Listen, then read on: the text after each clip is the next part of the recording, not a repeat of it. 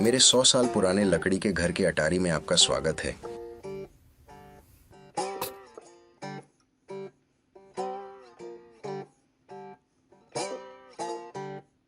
मैं बस आपको चारों ओर दिखाना चाहता था ताकि आप विचार प्राप्त कर सकें। इस घर में ये सिर्फ एक नियमित घर है, कुछ भी फैंसी नहीं है, कुछ भी बांझ नहीं है। अगर मैं यहाँ मशरूम उगा सकता हूँ तो आप जहाँ हैं वहाँ मशरूम उगा सकते हैं। बेशक मैं इसे अटारी में नहीं करता, मैं इसे तहखाने में करता हूँ। चलो मैं तुम्हें दिखाता हूँ।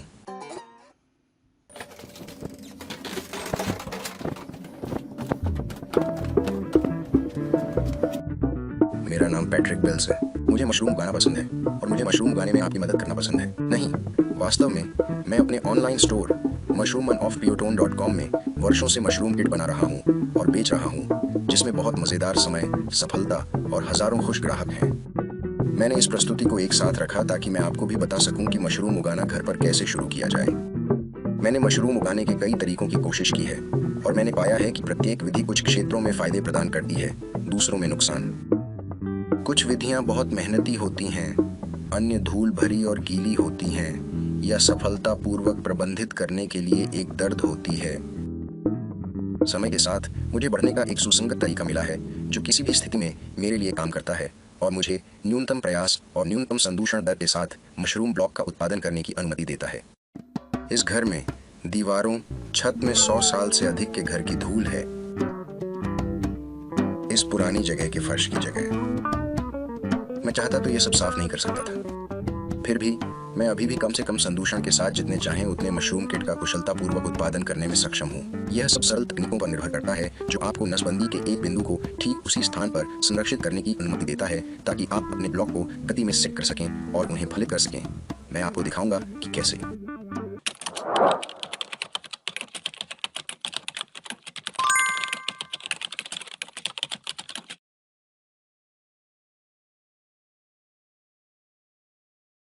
मशरूम प्राकृतिक रूप से जंगली में बढ़ते हैं और प्रत्येक प्रकार के कवक कुछ वातावरणों में माहिर होते हैं।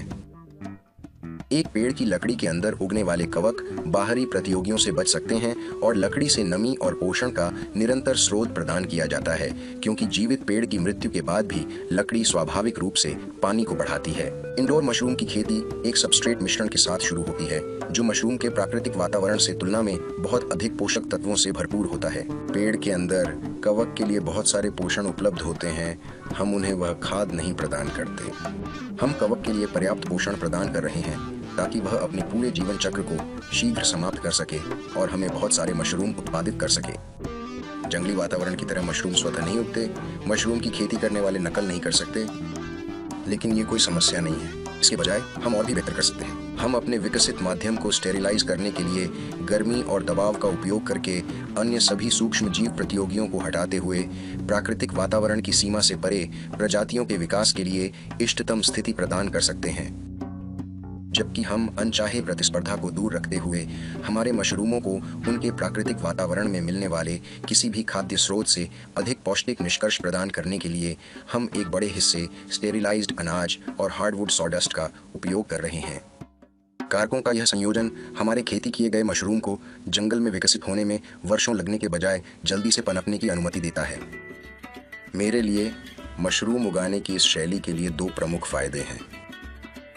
एक, सब कुछ एक निष्फल वातावरण में बैग के अंदर होता है, इसलिए मशरूम अपने जीवन चक्र के उस हिस्से के दौरान किसी भी दूषित पदार्थ के बिना बढ़ने के लिए स्वतंत्र है। ये किसी भी तरह से हस्तक्षेप किए बिना अपने फलने के चरण में पहुंचता है।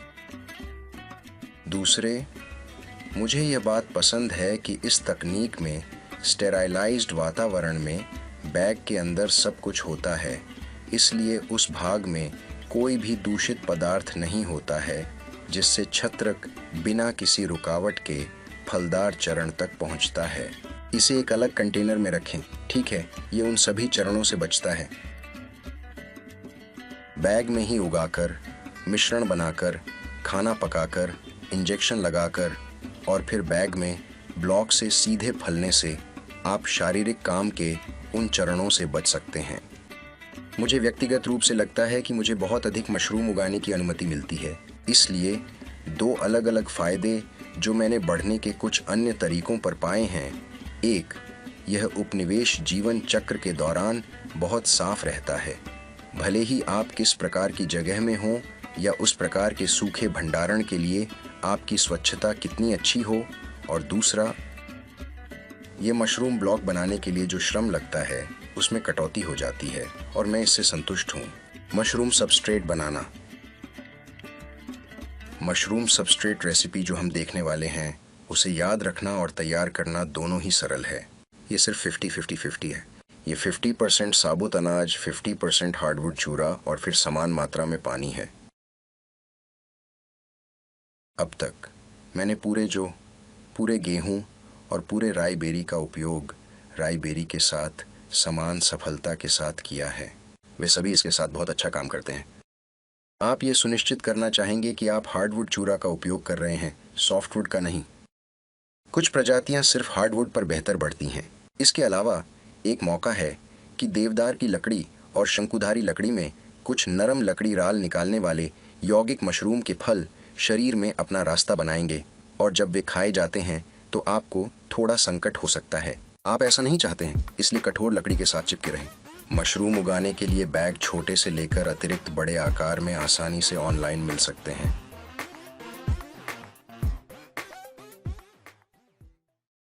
आइए देखें कि ब्लॉक को कैसे इकट्ठा और पकाया जाए। हमें ब्लॉक से सीधे फल देने के लिए हमारी तरल संस्कृति के लिए कुछ अच्छे समृद्ध बढ़ते माध्यम की आवश्यकता होगी। यह बढ़ने वाला नुस्खा सिर्फ 3 सामग्रियों लकड़ी, अनाज और पानी का उपयोग करता है। मेरी पसंद का अनाज पूरे जौ है, लेकिन साबुत अनाज राई समान रूप से उपयोगी है यदि यह आपके लिए अधिक उपलब्ध है। मशरूम के लिए ओट्स भोजन का एक बड़ा स्रोत है। हालांकि सुनिश्चित करें कि आप पूरे ओट्स का उपयोग कर रहे हैं, न कि रोल्ड ओट्स। पूरे जई छोटे बीज की तरह दिखते हैं और ठीक है, वे बिल्कुल छोटे बीज हैं, जबकि रोल्ड ओट्स सिर्फ पूरे जई हैं जिन्हें सपाट तोड़ दिया जाता है और फिर दलिया बनाने के लिए उपयोग किया जाता है।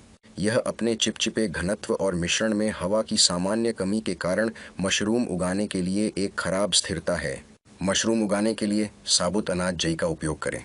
हमेशा सुनिश्चित करें कि आप हार्डवुड चूरा का उपयोग कर रहे हैं। आपको सॉफ्टवुड नहीं चाहिए क्योंकि इसमें विभिन्न प्रकार के एक्सट्रैक्टिव्स और रेजिन्स होते हैं जो लकड़ी में स्वाभाविक रूप से मौजूद होते हैं। बस कंटेनर में सूखी सामग्री को मिलाएं।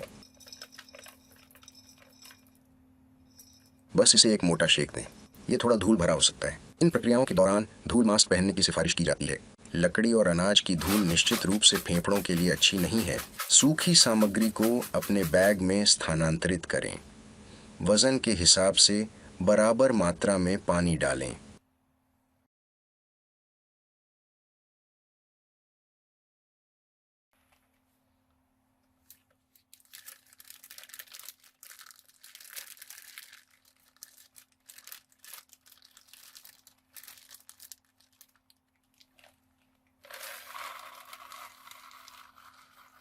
छोटे बैग के लिए यह उन्हें दूसरे बड़े कंटेनर में खड़ा करने में मदद करता है।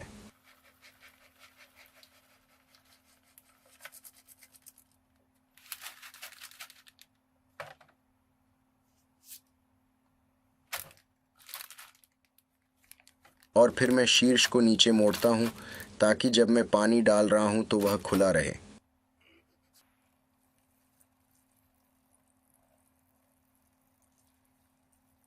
तो यहां मैं एक बड़ा बैग तैयार कर रहा हूं।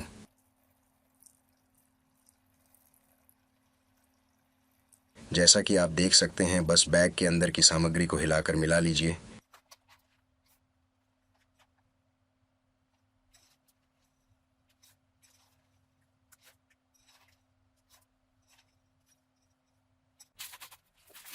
ये बड़े बैग के साथ बहुत अच्छा काम करता है। फिर बस उसमें एक समान मात्रा में पानी जोड़ दें। फिर हम इसे कुछ घंटों के लिए आराम देंगे।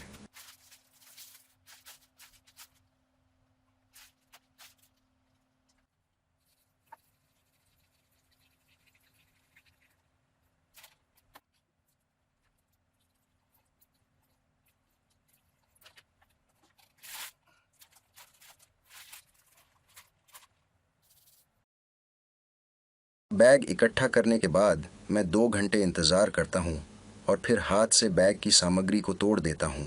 उस समय तक पानी आपके सॉडस्ट पैलेट्स और अनाज में भिगो जाएगा और आप बढ़ते माध्यम के अंदर बड़े खाली जगह और हवा के बुलबुले के बिना सामग्री को अधिक समरूप उत्पाद में मिश्रण करने में सक्षम होंगे। जब अनाज की धूल को समुच्चय में मिला दिया जाता है, तब उसे उपनिवेश करना बहुत आसान हो जाता है। इन अनाजों को धोने की कोई आवश्यकता नहीं है।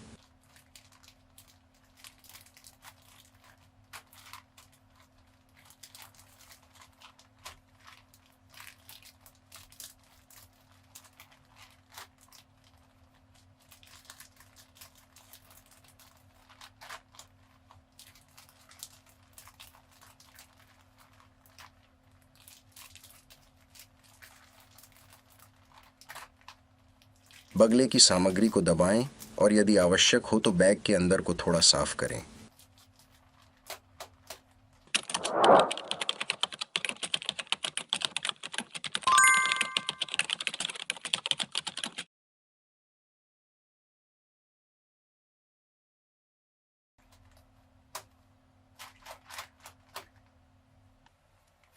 बैग के किनारों से चिपकी सामग्री को नीचे धक्का देने के लिए पेपर तौलिया का उपयोग करें। जब आप अंततः अपनी गर्मी सील बनाते हैं तो आपको एक साफ बैग चाहिए होता है, क्योंकि अगर आपकी सील में लकड़ी का धूल या अनाज या बहुत अधिक धूल होती है तो इससे सील ठीक से नहीं हो पाती। एक बार जब यह नीचे उतर जाए तो बस बैग से थोड़ी हवा दबाएं, इसे सपाट मोड़ें और फिर आगे बढ़ें और शीर्ष को मोड़ें। मैं आमतौर पर 4 या 5 गुना नीचे करता हूँ, कोई फर्क नहीं पड़ता। और फिर मैं इसे एक कपड़े के पिन के साथ चुटकी लेता हूँ। मैं एक लकड़ी के वसंत कपड़े पिन का उपयोग करता हूँ। ये कपड़े वास्तव में कई बार प्रेशर कुकर में रखे गए हैं। मैं उन्हें एक प्लास्टिक क्रेट में रखता हूँ ताकि वे अपने आप सूख जाएं। यह कपड़ों को फफूंदी होने से बचाता है। अब जब मैं बैग पर काम कर रहा हूं तो मैं फिल्टर को छूने के लिए बहुत सावधान हूं। यह महत्वपूर्ण है। फिल्टर उन बैग की एक नाजुक विशेषता है। फिल्टर के चारों ओर आपके सभी काम ऐसे होने चाहिए जैसे कि वह वहां ही नहीं है।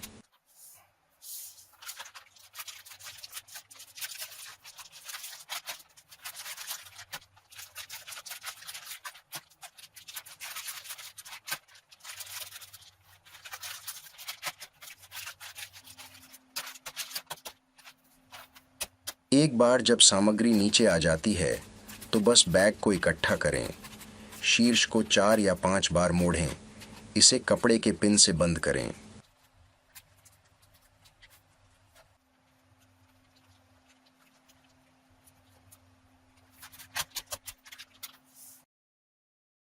प्रेशर कुकर से स्टरलाइज करना। एक सफल उगाने के लिए सुनिश्चित करें कि केवल वही चीज बढ़ रही है। इन ब्लॉकों के अंदर कवक हैं जिन्हें हम पेश करने का इरादा रखते हैं। जंगली कवक, स्पोर्स, मोल्ड, बैक्टीरिया और अन्य मशरूम शिकारियों से बहुत प्रतिस्पर्धा है जो आपके ब्लॉक्स में उत्पन्न करने की कोशिश कर रहे हैं और इस तरह से अखंडता को खराब कर देंगे।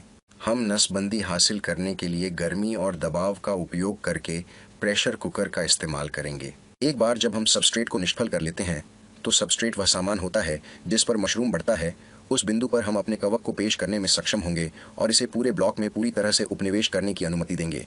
एक बार जब यह पूरी तरह से उपनिवेशित हो जाता है तो उस बिंदु पर आप कर सकते हैं आपके द्वारा चुनी गई प्रजातियों के आधार पर फलने की प्रक्रिया शुरू करें।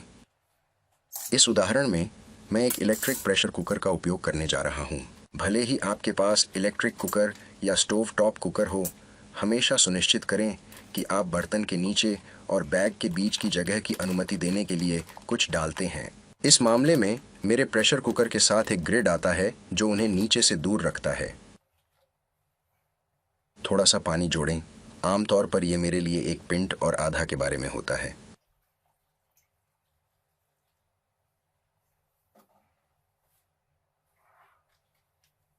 ढक्कन बंद करते समय आपको सुनिश्चित करना होगा कि प्रेशर कुकर के पोर्ट आपकी सामग्री के साथ सही ढंग से लाइन अप हो रहे हों और उन्हें किसी भी तरह से ब्लॉक नहीं किया गया है। दोबारा जांच करें कि बैग नीचे फंसे नहीं हैं। ढक्कन, क्योंकि ये आपको कुछ दुख दे सकता है। ये एक अच्छी सील को रोक सकता है। मैं एक सस्ते इलेक्ट्रिक प्रेशर कुकर का उपयोग कर रहा हूँ जो कि केवल 10 या 11 पाउंड प्रति वर्ग इंच दबाव तक ही पहुँच पाता है। इसका मतलब है कि हमें इसे लंबे समय तक पकाना होगा। प्रतिष्ठापन के लिए आवश्यक समय उस प्रेशर कुकर पर निर्भर करता है जिससे आप काम कर रहे हैं और दबाव। यदि आपका प्रेशर कुकर 15 psi दबाव प्राप्त कर सकता है तो आपको कम से कम 2.5 घंटे तक खाना बनाना चाहिए और शायद और 30 मिनट तक इसे गर्म होने देना चाहिए ताकि गर्मी आपके मशरूम सबस्ट्रेट माल के बीच तक पहुंच सके। यदि आपका प्रेशर कुकर 10 से 11 psi दबाव तक चला जाता है जो पाउंड प्रति वर्ग इंच psi है तो आपको नसबंदी प्राप्त करने के लिए कम से कम 10 घंटे तक खाना बनाना चाहिए। एक स्टोव टॉप कुकर इस मामले में अधिक कुशल होगा। बहुत सारे अच्छे स्टोव टॉप प्रेशर कुकर और प्रेशर कैनर होते हैं जो 15 पाउंड प्रति वर्ग इंच तक पहुंचते हैं, जिसका अर्थ है कि आपका खाना पकाने का समय वास्तव में बहुत कम हो जाता है। 10 से 11 पाउंड प्रति वर्ग इंच पर मुझे कम से कम 10 घंटे तक खाना पकाने की आवश्यकता होगी। मेरे अनाज और चूरा में पूर्ण नसबंदी प्राप्त करें। एक और कुकर शामिल हो जाने से जो 15 पाउंड प्रति वर्ग इंच तक पहुंचता है, सिर्फ 2 और आधे घंटे तक का समय लग सकता है। आपके समय के अनुमान में आपको आमतौर पर दबाव पोत को पूरी तरह से दबावित करने के लिए लगभग 30 मिनट का अतिरिक्त समय देना चाहिए। कुछ घंटों बाद प्रेशर कुकर की सामग्री ठंडी होने तक इंतज़ार करें और फिर जो आपने पकाया है उसे निकालने के लिए अंदर जाने का प्रयास करें।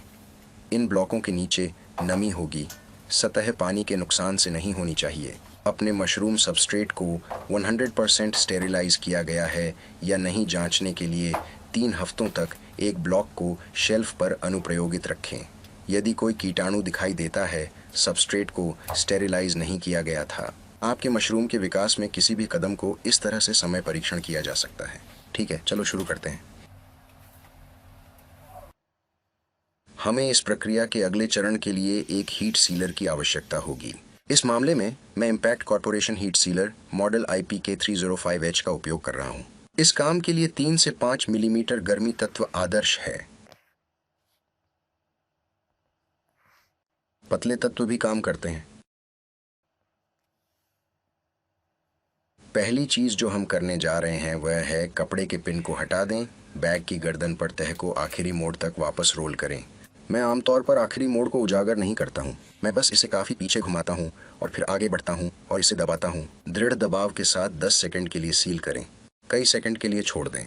ठीक है, ये हीट सीलर दृश्य 1 है। एक ले लो और कार्रवाई। हीट सीलर के क्लैंप डाउन करते ही आपको एक गर्माहट और बिजली का झटका महसूस होता है जो हीटिंग एलिमेंट के माध्यम से बैग के प्लास्टिक को तुरंत फ्यूज कर देता है, जिससे एक पूर्ण सील बन जाती है। सील नंबर 1, कटौती। अति उत्कृष्ट, अच्छा काम। ये एक उत्कृष्ट पहली मुहर थी। अब हम वापस जा रहे हैं और इसे 2 बार फिर से करेंगे। हम इस बिंदु पर दूर जा सकते हैं और हमारे पास जो कुछ भी है उसके साथ मशरूम की खेती कर सकते हैं। समस्या ये है कि हमारे कुछ बैग मैनिपुलेशन जो हम करने जा रहे हैं सील के लिए थोड़ा कठिन हो सकते हैं। हम इस पर जोर नहीं देना चाहते हैं। हम यह सुनिश्चित करना चाहते हैं कि हमारे पास पर्याप्त रूप से सील बैग हो। यही कारण है कि हम इसे 2 बार सावधानीपूर्वक करने जा रहे हैं। उस बिंदु के बाद हम जाने के लिए अच्छे होंगे। वापस गोता लगाने के लिए तैयार है? मुकदमा फिर से गर्मी और बिजली का एक धमाका। हम हीट सीलर पर अच्छी दबाव डाल रहे हैं, उस वेल्ड पर दबाव प्राप्त करने की खास देखभाल कर रहे हैं और फिर 10 सेकंड के बाद छोड़ दें। कटौती। ठीक है, दूसरी मुहर पर महान काम। बस पहले जैसे उसे 8 से 10 सेकंड के लिए गर्मी से भरपूर करके उसे अच्छी तरह से सील कर दें। हम इसे एक और बार करने जा रहे हैं। हमने इसे कुछ सेकंड के लिए ठंडा होने दिया है। अब हम वापस गोता लगाने जा रहे हैं। तैयार? मुकदमा। गर्मी सीलिंग थोड़ी धीमी लग रही है क्योंकि यह गतिहीन है, लेकिन इसे सही तरीके से करना महत्वपूर्ण है और यह समझना भी ज़रूरी है कि यहाँ क्या हो रहा है। कट। बहुत बढ़िया काम। सील बैग को अब पूरी तरह से सील कर दिया गया है। ये खड़े होने में सक्षम होना चाहिए उन सभी जोड़ तोड़ के लिए जो हम उस पर फेंकने जा रहे हैं। अब आपको यह सुनिश्चित करना होगा कि आप नियमित अंतराल पर अपनी बैग सील की जांच करते रहें, खासकर जब आप इस काम की शुरुआत कर रहे हों, ताकि आप अपने मशरूम युद्ध के उत्साह से अपनी सील को न तोड़ दें। Note: I did not translate mushroom manures as it is a noun. इसीलिए सुनिश्चित करें कि आप अपनी सील की जांच करें, और यदि सील के साथ कोई समस्या है तो आप हमेशा इसे एक और सील के लिए हीट सीलर के नीचे वापस चिपका सकते हैं। बैग के Beginning शीर्ष at से the top शुरू of the करते bag, हुए with the बैग bag को on एक a समतल smooth, सतह पर flat रखें। surface. We're फिर going to go धीरे ahead से and सामग्री begin को gently कुचलना crushing शुरू the करें contents and और mixing उन्हें them एक together. साथ मिलाएं। We'll have to हालांकि be हमें careful सावधान though. रहना होगा। We're really हम not वास्तव में trying to बैग को तनाव stress देने out की the कोशिश नहीं bag कर रहे हैं। itself. गर्म होने के तुरंत It's a बाद little bit more गर्म होने पर pliable when यह it's थोड़ा warm अधिक immediately व्यवहार्य after होता है। heating. यदि If यह it's ठंडा cool, है the तो bag बैग के sides may किनारे be a little कमजोर bit हो more सकते brittle हैं and prone और to टूटने cracking. का खतरा हो सकता है। इससे पहले कि हम आगे बढ़ें, मशरूम बढ़ने वाले बैग के कुछ तत्व हैं जिन्हें हमें जानना चाहिए। सबसे पहले और सबसे महत्वपूर्ण filter patch. Filter patch mushroom को आसानी से उगाने की राहत देता है, क्योंकि यह कार्बन डाइऑक्साइड को बाहर निकलने देता है और ऑक्सीजन की आसान पहुंच देता है। मशरूम हमारी तरह सांस लेते हैं और उन्हें फलने फूलने के लिए वह तरह की ऑक्सीजन चाहिए होती है। तो बहुत महत्वपूर्ण विशेषता, और यह नाजुक है। जब आप बैग के साथ काम कर रहे हों तो यह सुनिश्चित करने की कोशिश करें कि इसे किसी भी तरह के भारी तरीके से न छुएं। इसे निचोड़ें नहीं, इसे दबाएं नहीं, बस इसके चारों ओर घूमें और इसे अनदेखा करें।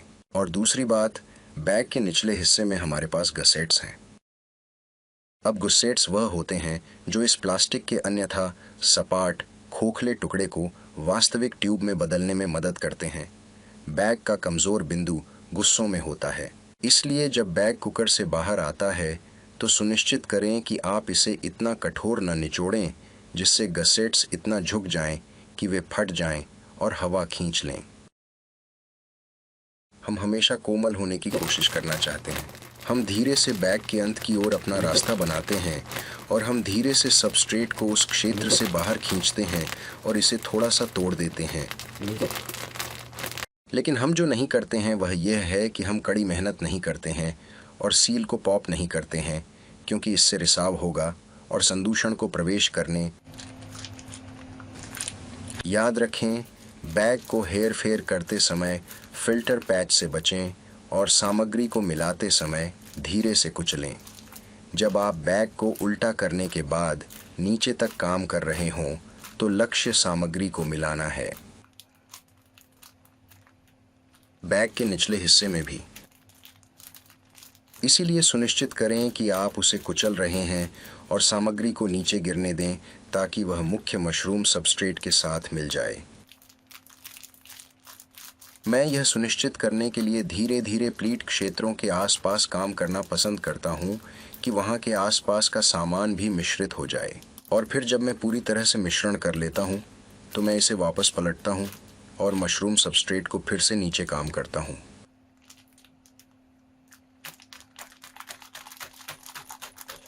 बैग के माध्यम से निचोड़कर और इसे नीचे पटककर, और जैसा कि आप देखते हैं, आप उस सबस्ट्रेट को फिर से बैग के नीचे वापस प्राप्त कर सकते हैं।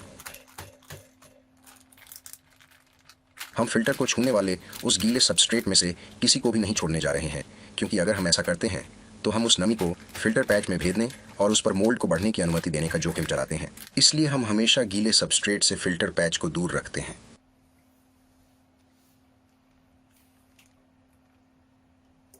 अब हम इस अगले सेगमेंट में थोड़ा तेजी से आगे बढ़ने जा रहे हैं, क्योंकि ठीक है, आप जानते हैं, इस सामान को देखना थोड़ा थकाऊ हो सकता है। मैं गति के लिए इन बैगों को 2 बार सील कर दूंगा। फिर भी आपको 3 पूर्ण मोहरों के साथ जाना चाहिए। बैग तोड़ने का एक और तरीका यहाँ दिया गया है। इसे आगे पीछे रोल करें और उस सतह पर कुचलें जिस पर काम कर रहे हैं। वाह, मुझे देखो।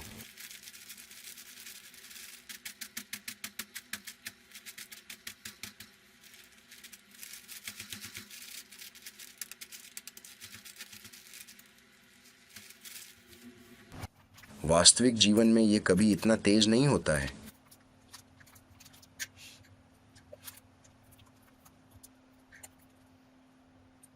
मैं कुछ अलग अलग आकारों और कुछ अलग अलग प्रकारों के बैग का उपयोग कर रहा हूं ताकि हम देख सकें कि प्रत्येक के साथ कैसे काम करना है।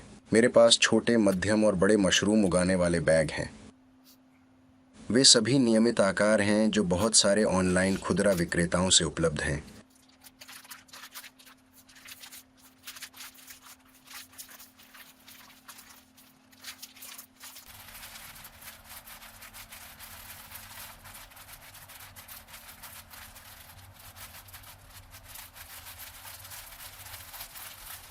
और हम बस बैग के नीचे तक काम कर रहे हैं, क्लीट्स की सामग्री को धीरे से साफ कर रहे हैं, मिला रहे हैं और सब कुछ धीरे से नीचे दबा रहे हैं। तुम वहां जाओ। देखिए, इसमें आपको केवल 10 सेकंड लगने चाहिए। बस मजाक कर रहे हैं।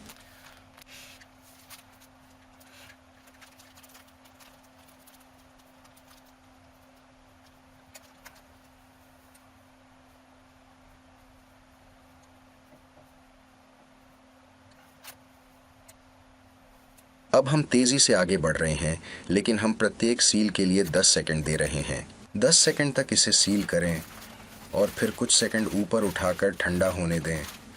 फिर से 10 सेकंड तक सील करें।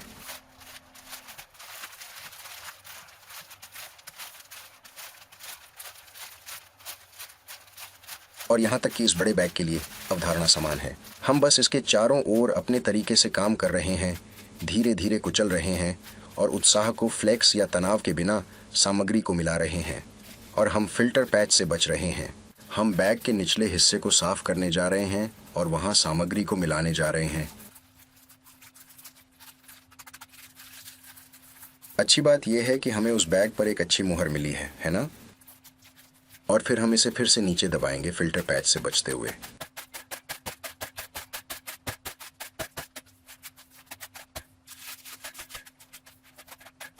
ठीक है, चलो मशरूम टीकाकरण के लिए आवश्यक उपकरणों को देखें।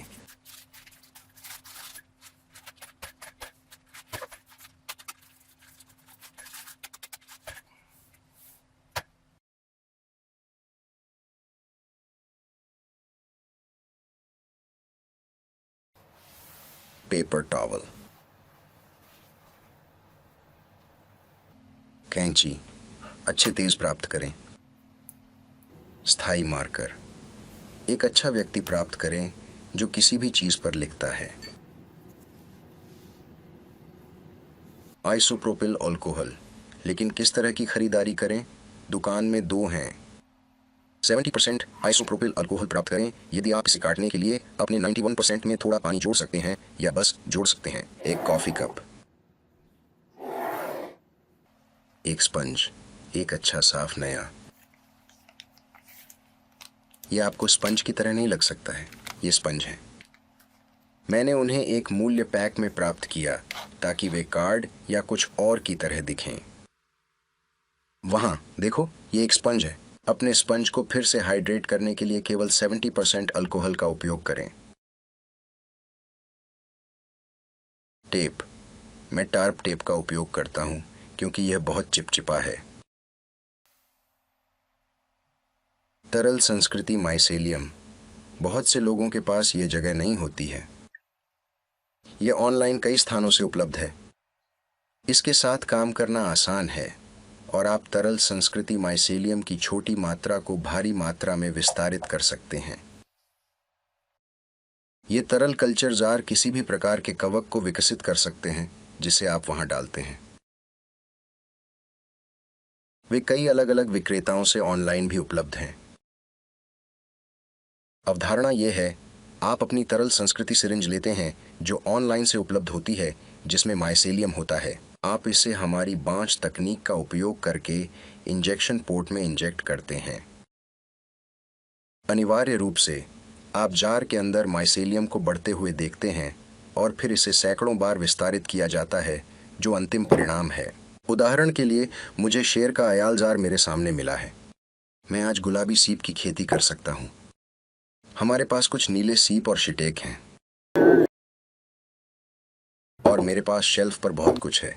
तरल संस्कृति जार का उपयोग करना विभिन्न उपभेदों की अपनी फंगल लाइब्रेरी को बनाए रखने का एक शानदार तरीका है। बस आपके शेल्फ पर जार में उनका उपयोग करने के लिए इंतजार कर रहा है। सिरिंज युक्तियां, सुनिश्चित करें कि आप 16 या 18 गेज सिरिंज युक्तियों की तलाश करते हैं। यह कवक को गुजरने की अनुमति देने के लिए पर्याप्त चौड़ा है। मुझे लोअर लॉक टिप्स का उपयोग करना पसंद है क्योंकि मुझे पता है कि सिरिंज टिप्स वहां सुरक्षित रूप से हैं। सिरिंज युक्तियां बॉक्स से बाहर बांझ होती हैं जब तक कि वे खोले नहीं जाते। आप यह सुनिश्चित करना चाहते हैं कि आप 16 या 18 गेज सिरिंज युक्तियों का उपयोग करें जो कवक को पारित करने के लिए पर्याप्त चौड़ी हैं। मैं अपने सिरिंज और मेरी सिरिंज युक्तियों पर लालच लॉक की तलाश करता हूँ। वे बहुत तेज हैं। अपने आप को परेशान मत करो। ये शायद इस बारे में बात करने का एक अच्छा समय है कि यह कितना महान उपकरण है। यह आपका नंबर 1 उपकरण है। जब माइसेलियम की बात आती है तो ये ड्राइंग के लिए एक पेंसिल की तरह है। यदि आपने पहले कभी सिरिंज का उपयोग नहीं किया है तो ये पहली बार में थोड़ा डरावना लग सकता है। टिप तेज हो सकती है, लेकिन जब आप सावधान हो रहे हों तो चिंता की कोई बात नहीं है। सिरिंज निर्माण के लिए एक शक्तिशाली उपकरण है जो हमें कुछ सुंदर अद्भुत मशरूम उगाने में सक्षम बनाता है। मैं आपको दिखाता हूं कि मशरूम ब्लॉक को टीका लगाने के लिए इनमें से एक सिरिंज का उपयोग कैसे करें। आप जिस भी प्रजाति के बारे में चाहते हैं उससे मशरूम स्पॉन उगाना संभव है। इसे स्टेराइलाइज्ड वातावरण में आपकी सामग्री को उपनिवेशित करने के लिए बढ़ाया जाएगा, लेकिन हम चाहते हैं कि ब्लॉक से मशरूम सीधे उत्पादित हों। इसलिए आपको उस प्रजाति का चयन करना होगा जो अपने प्राकृतिक आवास में लकड़ी से सीधे फल देती हो।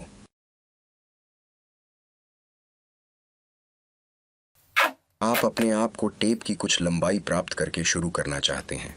हमें उन इंजेक्शन साइटों को कवर करने के लिए टेप की आवश्यकता होगी जो हम बैग में बनाने जा रहे हैं। मैं इसे काटने में मदद करने के लिए टेबल के साथ स्ट्रिप्स टैप करके शुरू करना पसंद करता हूं और फिर स्ट्रिप्स को छोटे वर्गों में काट देता हूं, और छोटे वर्ग वही होंगे जो हम छेद को कवर करने के लिए उपयोग करने जा रहे हैं। मैंने इसे थोड़ा तेज कर दिया है।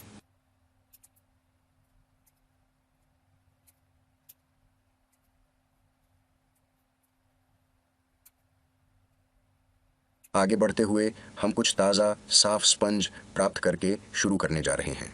हम आगे बढ़ने जा रहे हैं और इसे सीधे कॉफ़ी कप में काट देंगे और हम बाकी को दूर रखेंगे और बाद में उपयोग के लिए इसे साफ रखेंगे।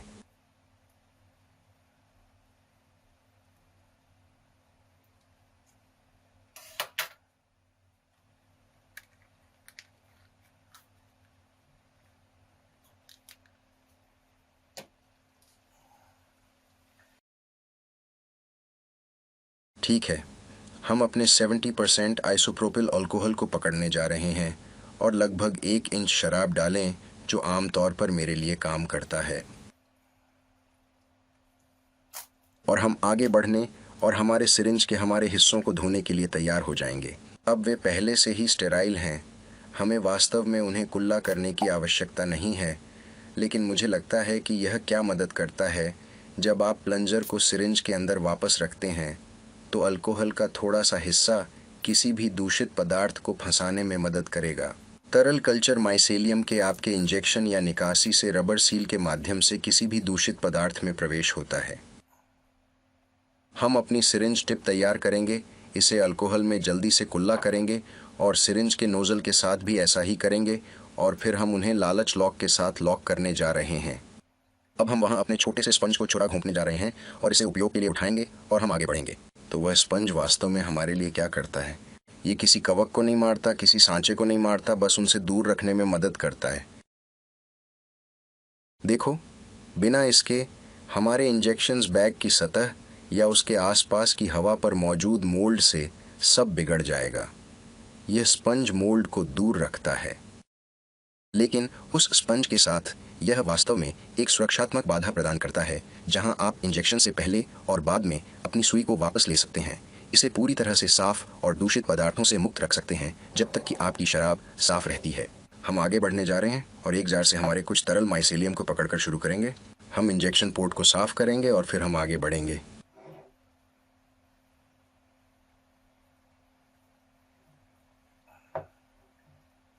कभी कभी आपको माइसेलियम को बंदरगाह से बाहर निकालने में सक्षम होने के लिए इसे आगे और पीछे काम करना पड़ता है। माइसेलियम स्वाभाविक रूप से सिकुड़ जाता है, लेकिन कुछ घुमाव देने से यह इंजेक्शन निकालने के लिए पर्याप्त टूट जाता है। आप एक स्टीयर बार का भी उपयोग कर सकते हैं। प्रयोगशाला हलचल बार ऑनलाइन बेचे जाते हैं और आप इसके नीचे एक चुंबकीय हलचल का उपयोग कर सकते हैं, लेकिन इससे आपको थोड़ा पैसा खर्च होगा और मैं कम तकनीक का उपयोग करता हूँ, इसलिए मैं बिना हलचल के अपना चलाता हूँ और मैं बस अपने जार को अभी और फिर टूटने के लिए घुमाव देता हूँ। माइसेलियम। ठीक है, अब जब हमने अपनी तरल संस्कृति सिरिंज तैयार कर ली है, तो हम आगे बढ़ने जा रहे हैं और इस बैग पर हमारे इंजेक्शन पोर्ट को साफ करने जा रहे हैं, जो बहुत आसान है।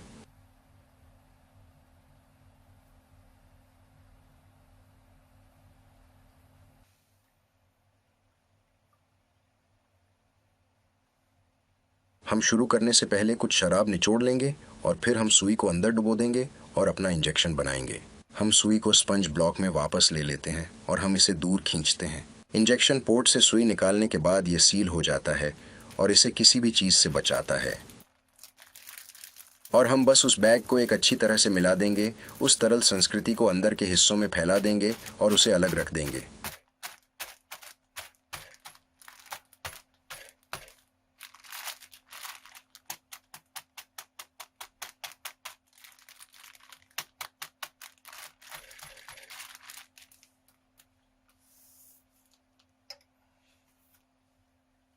ठीक है, आगे क्या है? यह चिह्नित करना न भूलें कि आपने वास्तव में प्रत्येक बैग में क्या रखा है। मुझे प्रजातियों का नाम लिखना पसंद है और फिर जिस तारीख को टीका लगाया गया था, ताकि मैं ट्रैक कर सकूं कि मैं क्या कर रहा हूं। ठीक है, चलो एक और इंजेक्शन के लिए तैयार हो जाओ। हम अपने सिरिंज को थोड़ा साफ करके शुरू करने जा रहे हैं। पहले मैं सिरिंज को धोने के बाद इस्तेमाल किए गए शराब को फेंक दूंगा और फिर हम ताज़ा शराब लाने जा रहे हैं। उस शराब को ताज़ा रखना दूषित पदार्थों से बचने की कुंजी है।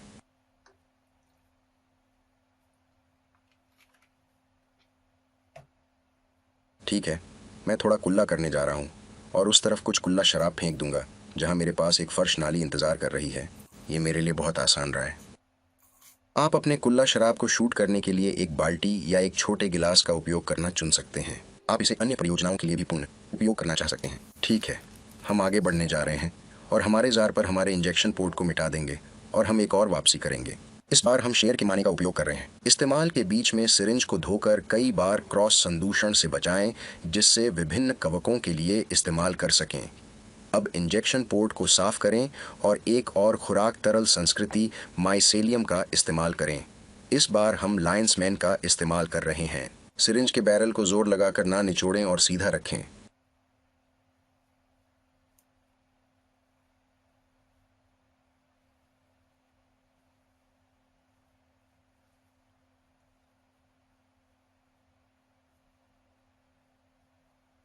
हम वहां चलें। हमारे पास उपयोग करने के लिए एक अच्छा पूर्ण सिरिंज है। चलो कुछ और टीकाकरण करते हैं।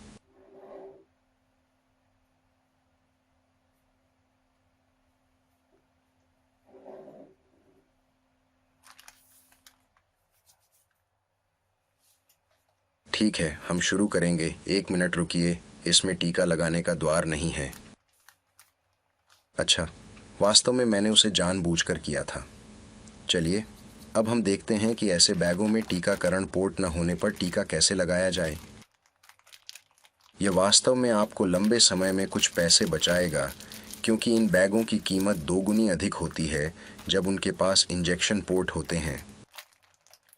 इंजेक्शन पोर्ट एक अच्छी सुविधा है, मुझे गलत मत समझो, और वे आपके काम को थोड़ा तेज भी कर सकते हैं, लेकिन वे उस सुविधा के लिए दोगुना खर्च करते हैं, जबकि हम जो करने जा रहे हैं उसमें कम खर्च होगा।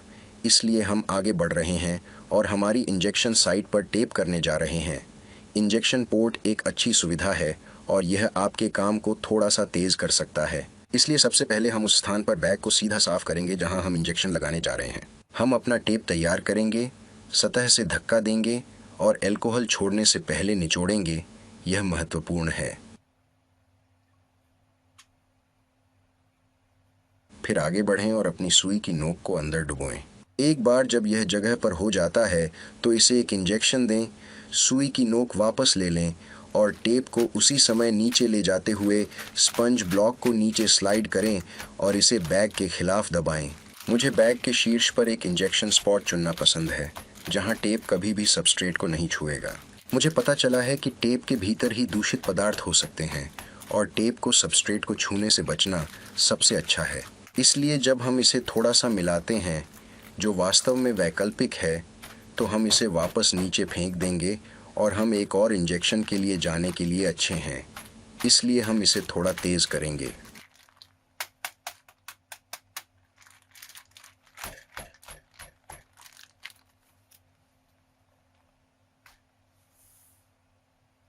हम आगे बढ़ने जा रहे हैं और उसी विधि का उपयोग करेंगे। बैग को साफ करें, टेप को जगह जगह न लगाएं, स्पंज रखें और अपना इंजेक्शन बनाएं। इंजेक्शन बनाने से पहले स्पंज को निचोड़ना न भूलें। यह अतिरिक्त शराब निकालता है और आप चाहते नहीं कि यह अतिरिक्त शराब भूल से इंजेक्शन होल के अंदर चला जाए। यह बहुत अधिक संदूषण का कारण हो सकता है। लोग कभी कभी सोचते हैं कि शराब जंगली बीजाणुओं को मार देगी जो समस्याओं का कारण बनती हैं। ऐसा नहीं है। ये जंगली बीजाणु ले जा सकता है क्योंकि यह उन्हें सीधे नहीं मारता है। तो ये एक दूषित तरल पदार्थ हो सकता है। अपने मशरूम ब्लॉक को फल देना। शेर का यह अयाल ब्लॉक फलने के लिए लगभग तैयार है। जैसा कि आप देख सकते हैं, यह अब केवल आधे उपनिवेशित है, लेकिन शेर के अयाल की आक्रामक प्रकृति के कारण यह वास्तव में उपनिवेशीकरण पूरा होने से पहले फलने के लिए तैयार है। मैं उन्हें कभी कभी बैग के अंदर फल देना पसंद करता हूँ, जिससे उन्हें परिपक्व होने का समय मिल जाता है। बैग को पूरी तरह से खोलने के लिए और कवक बस बढ़ेगा और बैग के शीर्ष को खुला धकेल देगा। आपको यह सुनिश्चित करना होगा कि कवक फिल्टर पैच के माध्यम से बाहर न बढ़े, क्योंकि एक बार ऐसा होने के बाद कवक वास्तव में सूख सकता है और बैग में मोल्ड वापस लाने की प्रवृत्ति होती है। इसीलिए जब बैग के अंदर मशरूम उगाना बहुत अच्छा है, तो यह सुनिश्चित करें कि वे फिल्टर पैच से न बढ़ें। इस शेर के अयाल को बाहरी रूप से फल देने के लिए मैं शायद इस उपनिवेश को थोड़ा और उपनिवेश करने दूंगा, शायद जब तक ये यहाँ तक नहीं पहुँच जाता। फिर शीर्ष को नीचे मोड़ें, बैग को साफ करें, वहाँ लगभग 5 इंच का कट बनाएं और फिर इसे एक ह्यूमिडिफायर स्पॉट पर रखें। फंगस हवा और आर्द्रता को महसूस करेगा और कुछ दिनों में फल देना शुरू कर देगा। एक बार स्लिट बनने के बाद शेर के अयाल को वास्तव में नई परिस्थितियों के प्रति प्रतिक्रिया दिखाने में लगभग 4 से 6 दिन लगेंगे। आप उस बिंदु के बाद इसे स्पष्ट रूप से फलते हुए देख पाएंगे। मशरूम को पूरी तरह से बनने में लगभग 2 सप्ताह लगते हैं। आवरण परत सामग्री की तैयारी।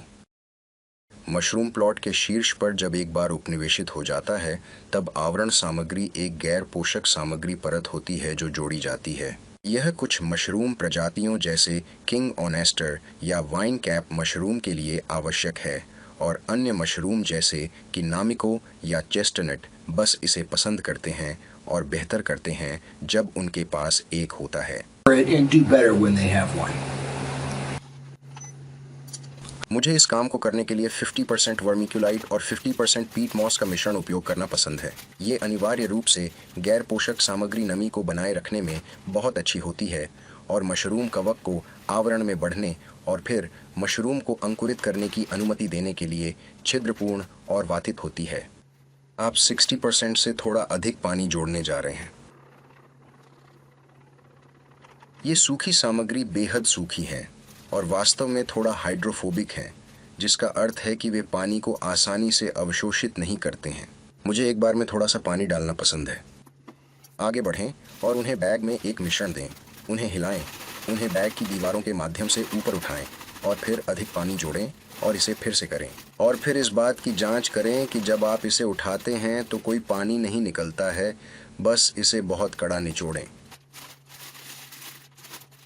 यदि आप कभी लगता है कि आपका आवरण पकाने के बाद बहुत गीला हो गया है, तो आप उसे थोड़ा उल्टा करके निचोड़ सकते हैं और इससे कुछ पानी बाहर निकलने दे सकते हैं। फिर इसे आवरण के ऊपर रख सकते हैं। एक बार जब आपकी आवरण परत तैयार हो जाती है, तो इसे आपकी इकाई के आधार पर पाश्चुरीकृत करने की आवश्यकता होगी और आप इसे कैसे कर रहे हैं, साथ ही साथ किसी भी केक बैटर या तीखा भी। जब हमारी आवरण परत तैयार हो जाती है, तो इसे आपके उपयोग के आधार पर पाश्चुराइज करने की संभावना होती है।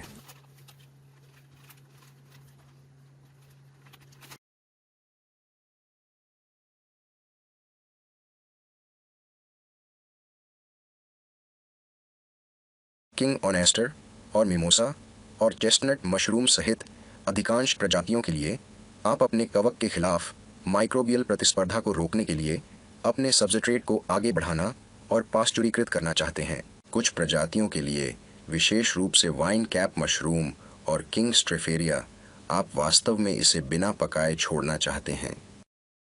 वाइन कैप मशरूम सिर्फ माइक्रोबायोम वातावरण को पसंद करते हैं और इससे उन्हें फलने के लिए प्रोत्साहित करने में मदद मिलती है। हमारी आवरण सामग्री को पाश्चुरीकृत करना मोल्ड को मारने के लिए है, लेकिन खाना पकाने की प्रक्रिया के बाद रोगाणुओं की कुछ गर्मी सहिष्णु प्रजातियों को रहने की अनुमति देता है।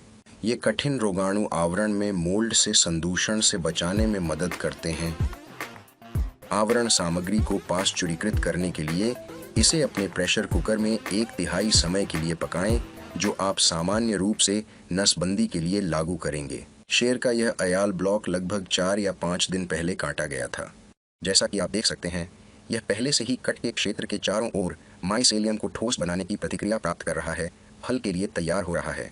कुछ दिनों में, लगभग 2 हफ्तों के अंदर, यह फल देना शुरू कर देगा।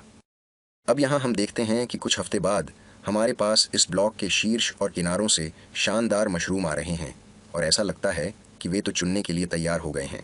उनमें से कुछ मैं उन्हें अलग अलग झरने के दांत बनाने तक थोड़ा और जाने दूंगा। यह परिपक्वता की निशानी है। चुनते समय सुनिश्चित करें कि वे सफ़ेद हों, उन्हें पीला ना होने दें।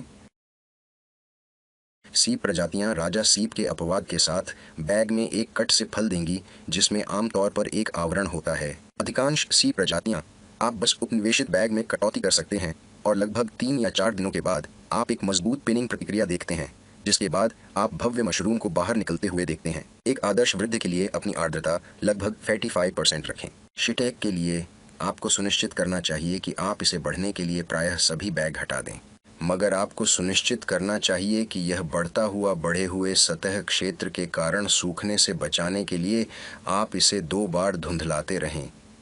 आप उन्हें एक बार में ही चुन सकते हैं।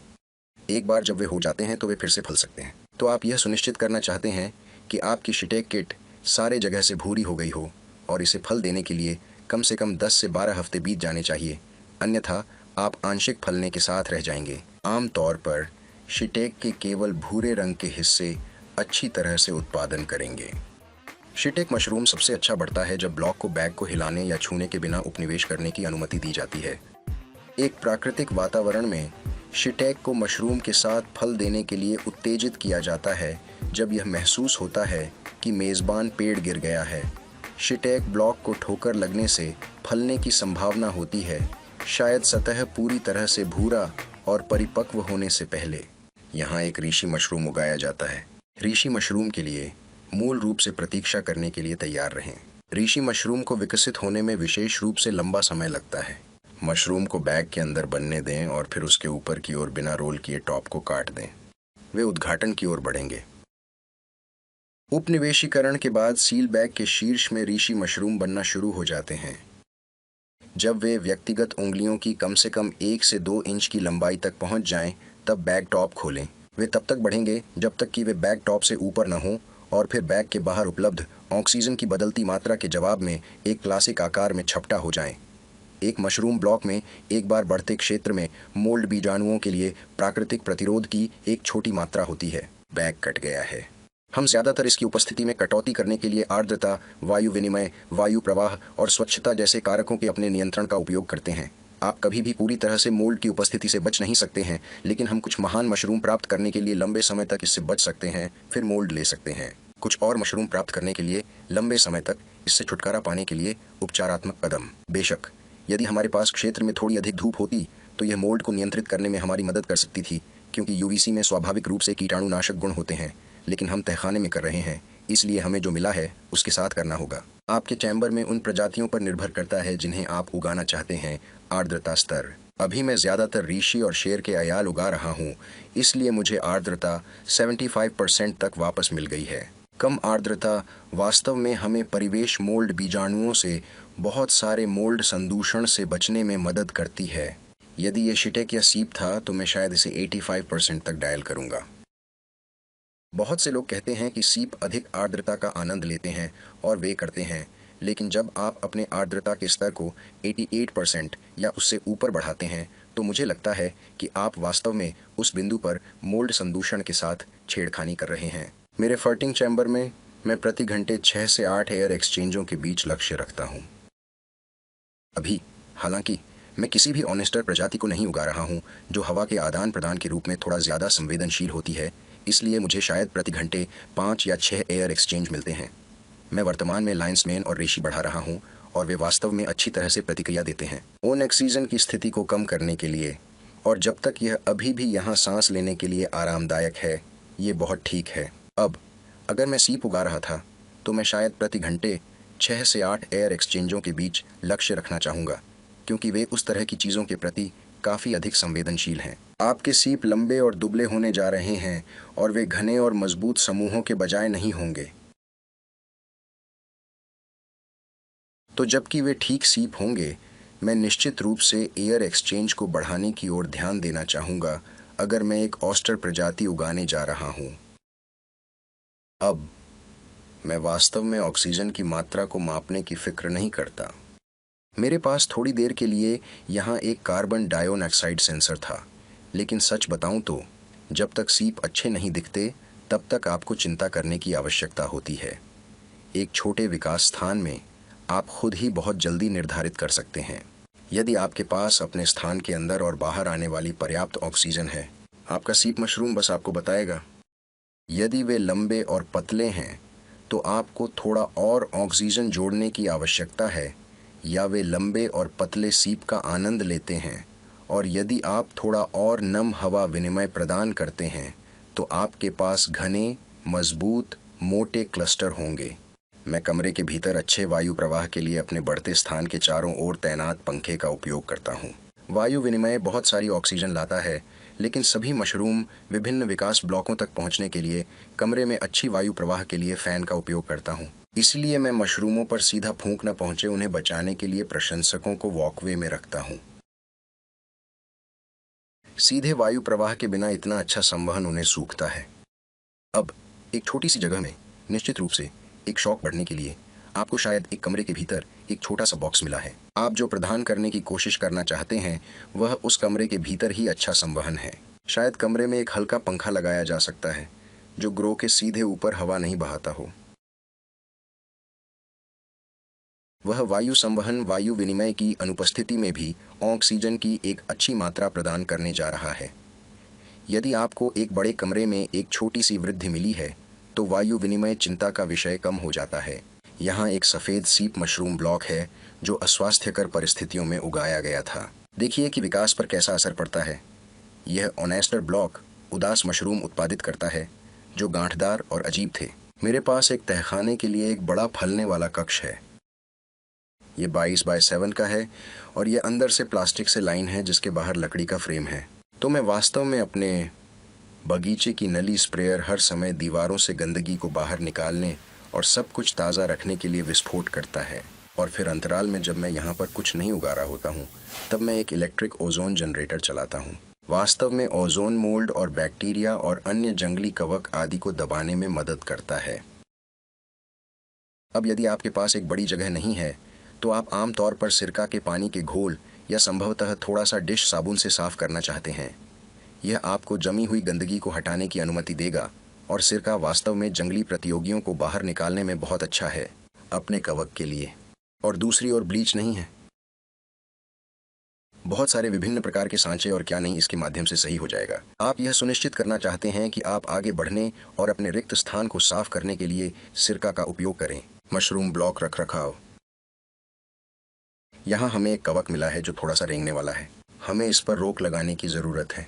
यदि आप यहाँ देखेंगे तो आपको पता चलेगा कि कवक बैग के किनारों पर फैलता जा रहा है और यह अच्छा नहीं है, क्योंकि अगर यह फिल्टर पैच तक पहुँच जाता है तो इससे मोल्ड आसानी से घुस जाता है।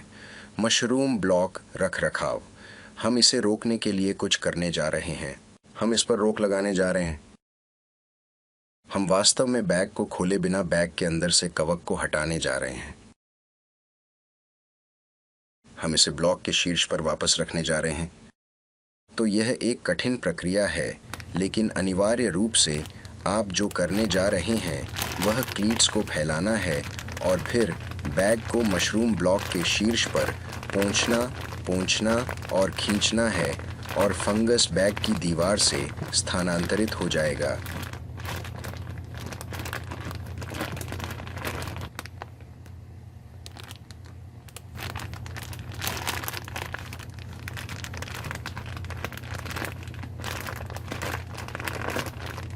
मशरूम ब्लॉक पर जाएगा।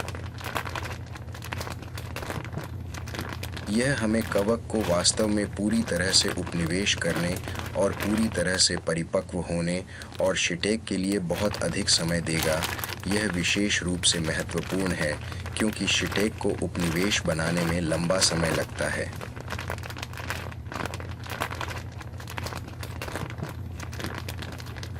यह एक चाल है जो आप कर सकते हैं जो बैग के अंदर से सभी कवक को हटा देगा और उस बिंदु पर आप आगे बढ़ सकते हैं और इसे शेल्फ पर वापस रख सकते हैं और आप जाने के लिए तैयार हैं। यहाँ एक शेर की माँ ने किट है जो बहुत अच्छा कर रही है। अब तक यह सिर्फ फल के लिए तैयार है। मैं शायद इस बिंदु से इसे एक और सप्ताह दूंगा। मैं इसे लगभग 3/4 अंक तक नीचे ले जाना पसंद करता हूँ। आमतौर पर शेर के माने को काटने से पहले चारों ओर। शेर का अयाल बहुत बहुत शुरुआती तरफ फल देता है। वास्तव में इसकी एक विशेषता यह है कि जब इसके लिए जगह उपलब्ध होती है तो यह बैग के अंदर ही फल देने की तरफ रुझान दिखाता है। यदि आप इसे उपनिवेशीकरण के दौरान रोकना चाहते हैं तो मैं आमतौर पर बैग को खुद ही टेप कर देता हूँ। फिल्टर पैच क्षेत्र में बैग को थोड़ा सा झुकाएं। शायद फिल्टर पैच और फोल्ड के बीच एक थोड़ा सा अतिरिक्त प्लास्टिक जोड़ दें।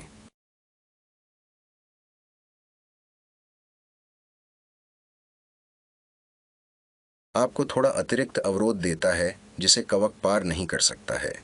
तो इससे पहले कि आपको इसके साथ कुछ भी करना पड़े थोड़ा और समय है। मुझे आगे बढ़ना और इसे वापस जगह पर टेप करना पसंद है।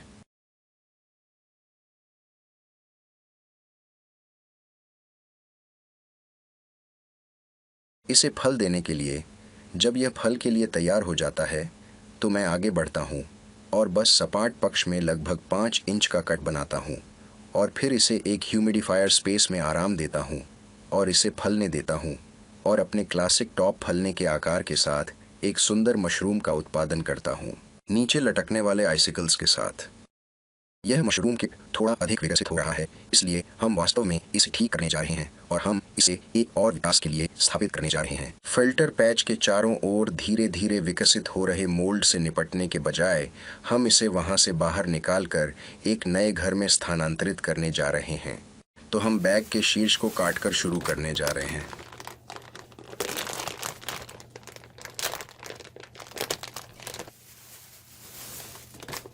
हम मशरूम को कटाई करने जा रहे हैं और जो सबस्ट्रेट साथ में आता है उसे साथ ही बाहर निकाल लेंगे। कुछ हमेशा करते हैं। मैं बस थोड़ा सा टॉप अप साफ करने जा रहा हूँ। हम इस फल देने वाले सामान में से कुछ को अंदर हटाने जा रहे हैं और फिर मैं आगे बढ़ने जा रहा हूँ और बाकी बैग काट दूंगा। हम एक नया बैग तैयार करने जा रहे हैं, एक साफ ताज़ा प्लास्टिक कचरा बैग।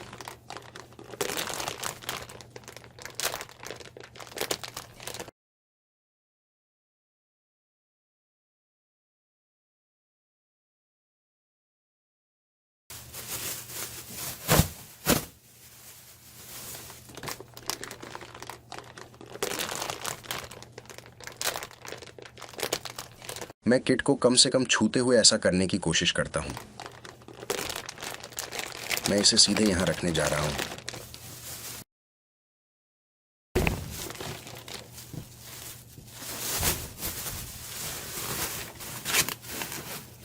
मशरूम किट को उसके नए घर में स्थानांतरित करने के बाद बैग से हवा निकालें और उसे थोड़ा मोड़ें और फिर से फलने के लिए तैयार हो जाएगा। ओह, वहाँ एक और बात है जिसे हम भूल गए थे और वह है कि हम एक जल्दी से कट करेंगे।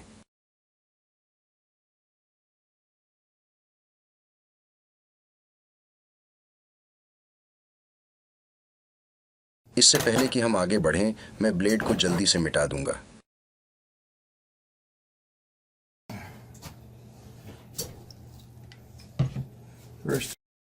ब्लेड को थोड़ा सा पोंछ करें और फिर उसमें थोड़ा सा कांट लगाएं और उसे फिर से नमी भरी परिस्थितियों में रखें।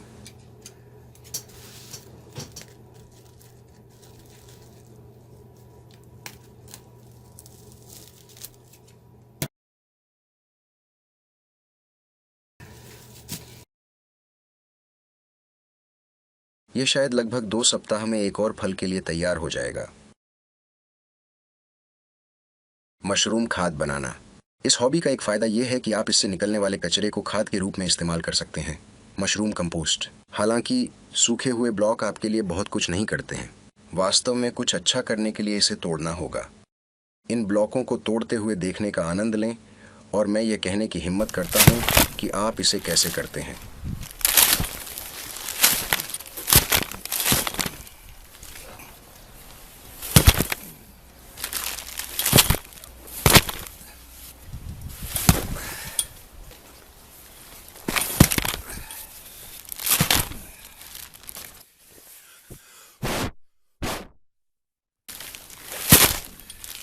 हाँ, 3 सप्ताह बाद।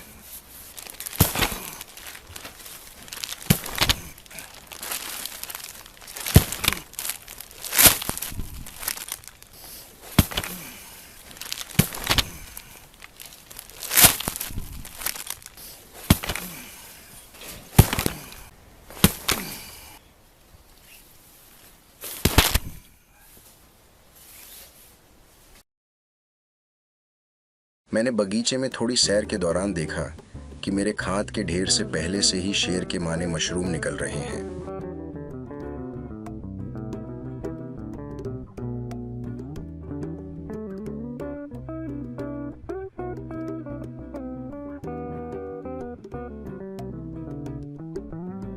वहां एक छोटा लटा है, चलो देखते हैं। यहाँ सब जगह वहां एक है, वहां एक है। चलो देखते हैं। ओह, वहां एक बड़ा है।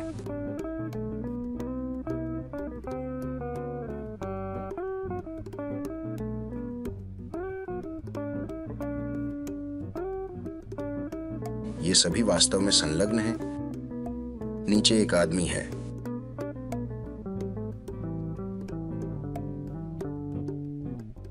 वह पागल है। और फिर यहां एक बड़ा पुराना समूह वापस आ गया और अधिक। मशरूम खाद के जुड़ने से मेरा बगीचा फल फूल रहा है। यह पोषक तत्व प्रदान करते हुए मिट्टी को ढीला और गर्म करता है और कीड़े इसे प्यार करते हैं।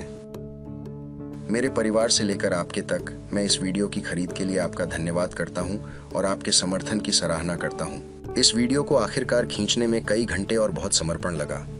यदि आप इस वीडियो को किसी मित्र से मुफ्त में पकड़ते हैं तो मैं चाहता हूं कि आप यह जान सकें कि मुझे आशा है कि आप सामग्री की सराहना करते हैं और मुझे आशा है कि आपको यह जानकारी पूर्ण लगा होगा। यदि आप मुझे एक दान भेजना चाहते हैं तो इसे mushroommanofputon@gmail.com भेजने के लिए आपका स्वागत है। आपका दिन और शुभकामनाएं और मशरूम की शुभकामनाएं।